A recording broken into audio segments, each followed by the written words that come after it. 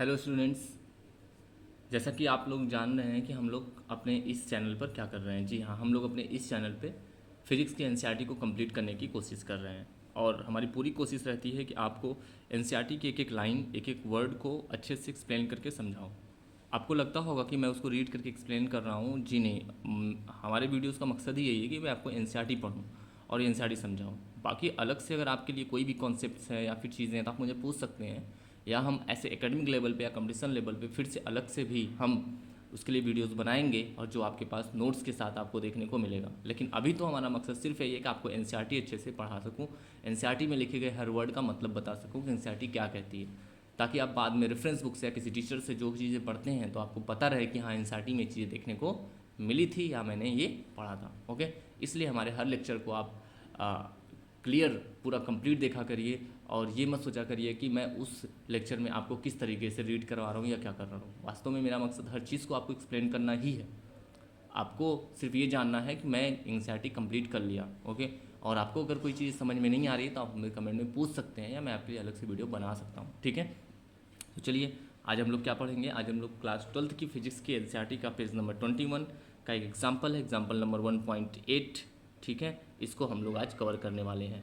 पिछली क्लासेस में हमने इलेक्ट्रिक फील्ड के बारे में देखा, इलेक्ट्रिक फील्ड इंटेंसिटी, और हमने electric field due to the system of charges के कारण देखा था। ठीक है, और पिछली क्लास में हमने सिग्निफिकेंस के बारे में भी देखा था, इलेक्ट्रिक फील्ड का सिग्निफिकेंस क्या है। क्लियर?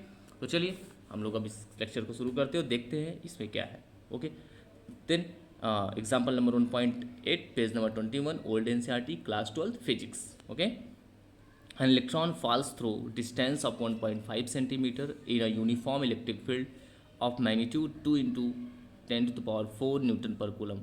फिगर में दिखाया गया है the direction of the field is reversed keeping its magnitude unchanged and a proton falls through the same distance. Okay, compute the time of falls in each case, contrast the situation with that a free fall under gravity. तो ये कह रहे हैं कि एक electron है और एक प्रोटॉन है। ठीक है, दोनों को एक इलेक्ट्रिक फील्ड में क्या कराया जाता है कि डिस्टेंस 1.5 सॉरी 1 सेकेंड, हाँ, दोनों को इस इलेक्ट्रिक फील्ड में फॉल्स कराया जाता है तो दोनों मूव करते हैं। ठीक है, तो फर्स्ट क्या है, एक इलेक्ट्रॉन को पहले फॉल्स कराया जाता है। कहाँ पे? एक इलेक्ट्रिक फील्ड में, और कितना?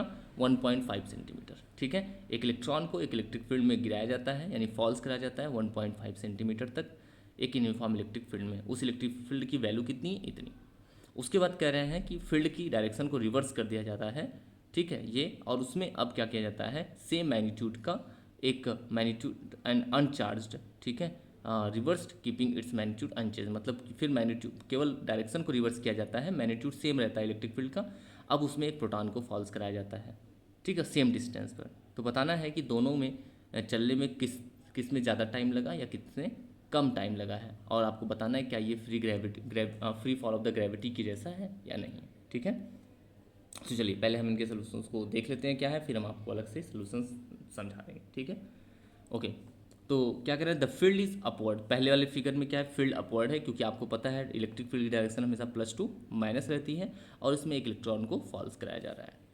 So the negative charge electron experience a downward force, क्योंकि इलेक्ट्रॉन पर हमेशा फील्ड की अपोजिट डायरेक्शन में फोर्स लगता है, इसलिए अगर फील्ड इस डायरेक्शन में है, इलेक्ट्रॉन को फॉल्स कराया जाता है, तो फील्ड हमेशा इलेक्ट्रॉन पर अपोजिट डायरेक्शन में फोर्स लगाती है। इसका मतलब फील्ड अगर इधर है तो इलेक्ट्रॉन पर नीचे की तरफ ये फोर्स लगाएगी। ठीक है, फोर्स ऑफ मैग्नीट्यूड ई, और किसी भी चार्ज पे लगने वाला जो फोर्स होता है वो कितना होता है, वह होता है F equal to Q E. ठीक है, यहाँ पे इलेक्ट्रॉन है तो E इंटू ई हो गया। ठीक है, small e into capital e, यानी electric field into charge where.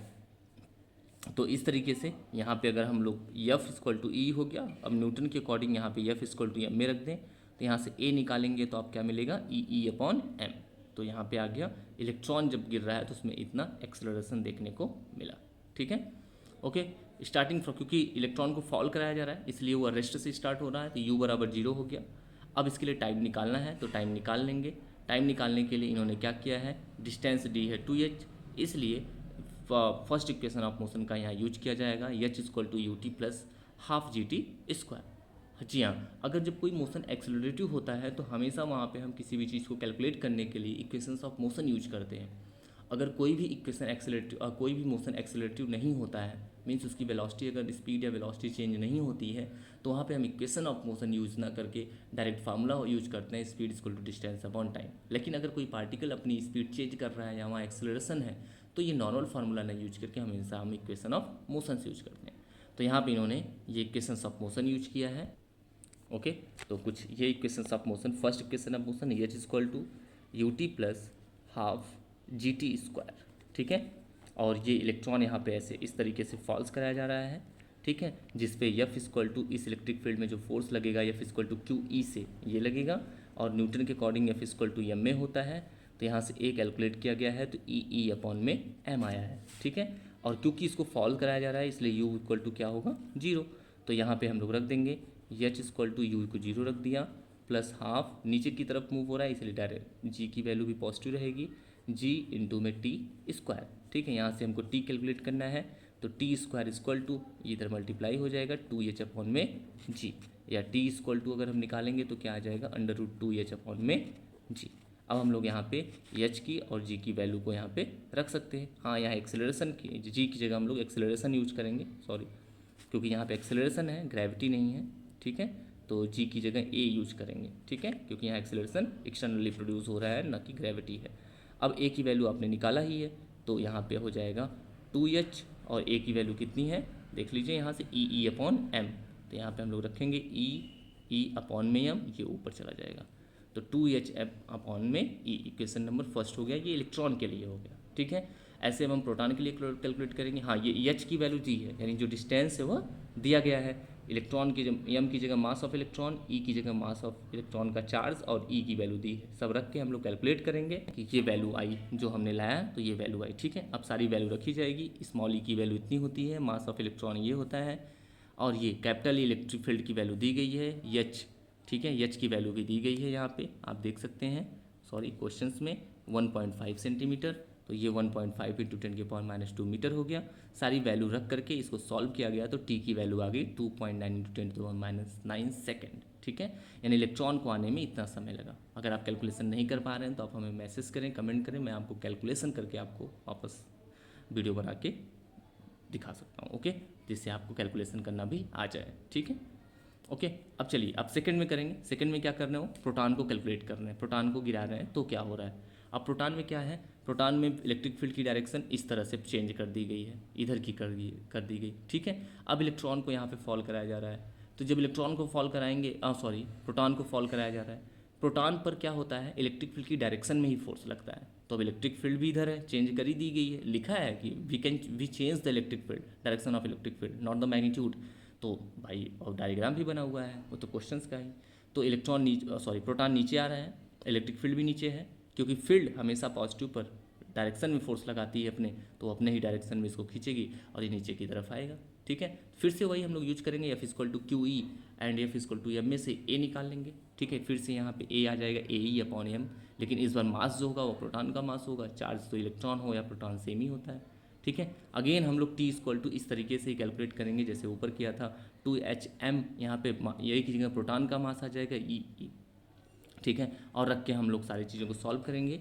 तो इस तरीके से हम लोग प्रोटॉन के लिए भी यही चीज़ करेंगे, H equal to U T plus half G A T square, तो एच, तो यहाँ से यू को जीरो रख देंगे, ठीक है। तो यहाँ से हाफ ए की वैल्यू अभी बाद में हम लोग रख सकते हैं।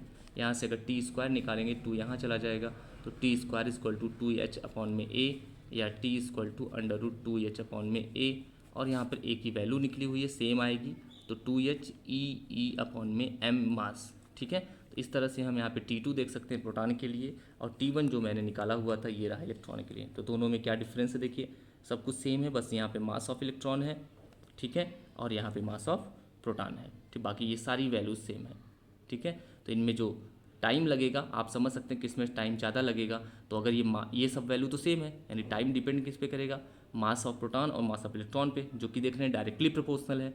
और इलेक्ट्रॉन का मास कम होता है, प्रोटॉन का मास ज़्यादा। इसका मतलब कि अगर ये ज़्यादा है तो ये भी ज़्यादा होगा, इसका मतलब प्रोटॉन के गिरने में ज़्यादा समय लगेगा, ठीक है।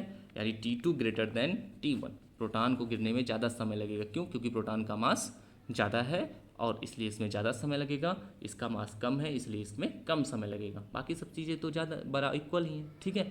फिर भी कैलकुलेट किया गया है तो कितना आया है आप देख सकते हैं यहाँ पे इलेक्ट्रॉन को कैलकुलेट किया गया तो उसका टाइम आया है 2.9 इंटू 10⁻⁹ सेकेंड। क्लियर। प्रोटॉन को कैलकुलेट किया गया है तो 1.3 इंटू 10⁻⁷ सेकेंड, ठीक है। यानी यहाँ पे 10⁻⁷ सेकेंड आया।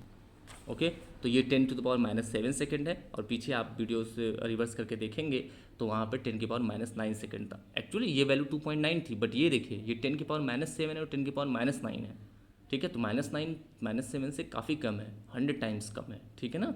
तो इस तरीके से हम देख सकते हैं प्रोटॉन को गिरने में इतना समय लग रहा है, यानी प्रोटॉन को गिरने में ज़्यादा समय और इलेक्ट्रॉन को गिरने में कम समय लग रहा है। क्लियर, अंडरस्टैंड कि क्या है। तो ये हो गया ये न्यूमेरिकल। अब आगे जो उन्होंने पूछा था कि ये फ्री फॉल्स का कंपेयर करिए, तो देखिए इसके लिए उन्होंने क्या लिखा हुआ है, या फिर जो मैंने अभी आपको बताया कि प्रोटॉन का मास ज़्यादा है तो ज़्यादा समय, शायद उसी के बारे में बता रहे होंगे इसमें। तो the heavier particles proton takes a greater time to fall through the same distance, this is in the basis contrast to the situation of free fall under the gravity. तो वही कह रहे हैं जो प्रोटॉन है उसका मास ज़्यादा है, वह ज़्यादा समय ले रहा है नीचे तक आने में, ठीक है। ठीक है, greater time to fall the same distance, this is the basis a basic contrast to the situation of the fall under gravity where the time of fall is independent of the mass of the body। तो ये बोले थे कि आप free fall से इसका compare करिए। तो फ्री फॉल में क्या होता है, free fall of the body में जो बॉडी नीचे की तरफ गिरती है उसको वो मास पे डिपेंड नहीं करती है। हाँ, ये बात होनी चाहिए, केवल वहाँ ग्रेविटी होनी चाहिए, एटमॉस्फेयर नहीं होना चाहिए, कोई एयर वगैरह अदर गैसेस नहीं होनी चाहिए उसको रजिस्ट करने के लिए। तो ऐसे में अंडर ग्रेविटी कोई भी बॉडी गिरे अर्थ पर वह सेम टाइम लेगी सेम डिस्टेंस ट्रेवल करने पे, क्योंकि ग्रेविटी के अलावा और उस बॉडी का कोई चीज़ उस पर उसको इफेक्ट नहीं करता, वो मास ऑफ बॉडी पे डिपेंड नहीं करता। चाहे आप 10 kg की बॉडी को फ्री फॉल कराएं या 20 kg की बॉडी को, दोनों ही सेम डिस्टेंस गिरने में सेम टाइम लेंगी, ठीक है, अंडर ग्रेविटी। लेकिन यहाँ पे क्या हो रहा है, थोड़ा सा अलग हो रहा है। यहाँ पे जो हैवियर बॉडी है वो ज़्यादा समय ले रही है और लाइटर बॉडी कम समय लग रही है। तो ये इससे कंपेरिजन हो गया। Okay, note that in this example we have ignored the acceleration due to the gravity in calculating the time of fall. यहाँ पे हमने ये कह रहे हैं कि हमने एक्सेलरेशन ऑफ ग्रेविटी को कैलकुलेशन में नहीं लिया, हमने ये माना कि वहाँ पे ग्रेविटी नहीं लग रही थी, केवल इलेक्ट्रिक फील्ड लग रही थी, बस उसी को मान करके हमने केवल कैलकुलेट किया है, इसलिए इलेक्ट्रिक फील्ड और ग्रेविटी को यहाँ कंपेयर कर रहे हैं, ठीक है। To see if this is justified let us calculate the acceleration of the proton in the given electric field. तो अब हम एक्सेलरेशन ऑफ द प्रोटॉन यहाँ पे कैलकुलेट कर रहे हैं, वहाँ पे टाइम कैलकुलेट किया उन्होंने, प्रोटॉन का एक्सेलरेशन कैलकुलेट कर रहे हैं, तो ये मिल रहा है, मतलब निकाला तो था ना E/mp, और इलेक्ट्रॉन का क्या था E/me। तो प्रोटॉन का कैलकुलेट कर रहे हैं तो आ रहा है 1.9 इंटू 10⁻12 मीटर पर सेकेंड स्क्वायर, यानी प्रोटॉन का जो एक्सेलरेशन आ रहा है इतना आ रहा है। और वहीं अगर कोई बॉडी अंडर ग्रेविटी मूव करती है तो एक्सेलरेशन 9.8 इंटू 9.8 मीटर पर सेकेंड स्क्वायर होता है। तो आप देख सकते हैं कि ग्रेविटी जो अर्थ की ग्रेविटी की जो एक्सेलरेशन है, एक्सेलरेशन ऑफ ग्रेविटी है, प्रोटॉन का एक्सेलरेशन कितना ज़्यादा है इस पार्टिकुलर इलेक्ट्रिक फील्ड में। इस तरह से आप समझ सकते हैं कि यहाँ पे ज़्यादा एक्सेलरेशन है, मतलब यहाँ पर सेकेंड वो काफ़ी तेज़ वेलोसिटी गेन करता चला आएगा, ठीक है। तो वही बता रहे हैं प्रोटॉन का जो एक्सेलरेशन है वह ग्रेविटी के एक्सेलरेशन से, यानी कि ग्रेविटी का जो एक्सेलरेशन ड्यू टू ग्रेविटी है उससे कहीं ज़्यादा है। ये 10⁻12 है और ये अप्रॉक्स केवल 12 ही है, लगभग 10⁻11 टाइम्स ज़्यादा, ठीक है। Which is enormous compare to the value of this acceleration due to gravity, the acceleration of the electron is even greater, thus the effect of acceleration due to gravity can be ignored in the example, ठीक है। तो इस questions में जो calculation हुआ उसमें ये केवल इलेक्ट्रिक फील्ड को लेकर के ही इसको सॉल्व किए, ग्रेविटी को लेके नहीं। इसका रीज़न ये बता रहे हैं कि क्योंकि यहाँ पे जो प्रोटॉन में एक्सेलरेशन हुआ वो बहुत ज़्यादा है, और इलेक्ट्रॉन में भी ऐसे ही कैलकुलेट करेंगे तो बहुत ज़्यादा आएगा, जो कि ग्रेविटी की कंपेरिजन में बहुत ज़्यादा है, और इसलिए यहाँ पे ग्रेविटी को इग्नोर करना कोई गलत नहीं हो सकता है। ये वैल्यू उसमें कोई बहुत ज़्यादा इफेक्ट नहीं डाल पाती, because the gravity due to the gravity is the acceleration due to gravity is much lesser than the acceleration of the proton and electron in that electric field, that's why we ignore the gravity during the calculation. इसलिए calculation के समय gravity ignore करके उन्होंने calculation किया और बताया कि proton को गिरने में कितना टाइम लगेगा और इलेक्ट्रॉन को, ठीक है। तो सेम इलेक्ट्रिक फील्ड में सेम डिस्टेंस पर प्रोटॉन को उतनी ही डिस्टेंस ट्रेवल करने में ज़्यादा टाइम लगेगा और इलेक्ट्रॉन को कम। ओके, आई होप आपको ये एग्जाम्पल अच्छे से समझ में आया है। फिर भी अगर कोई प्रॉब्लम है तो आप हमें कमेंट कर सकते हैं, मैं आपको फिर से इस चीज़ को पढ़ा दूंगा। ओके, नेक्स्ट वीडियो में हम आएंगे आपको समझाने example number 1.9 page number 22। Please आप भी मुझे सपोर्ट करें ताकि मैं भी आपको और अच्छे से लेक्चर दे सकूं। और प्लीज़ ज़रूर आप मुझे सपोर्ट करें, और सपोर्ट करने से आप क्या ही एक टीचर्स आगे बढ़ेंगे, या फिर हम और भी आप जैसे लोगों को भी पढ़ा सकेंगे, उनको समझा सकेंगे। तो प्लीज़ सपोर्ट करें, शेयर करें, लाइक करें, सब्सक्राइब करें हमारे वीडियो को। Thank you so much.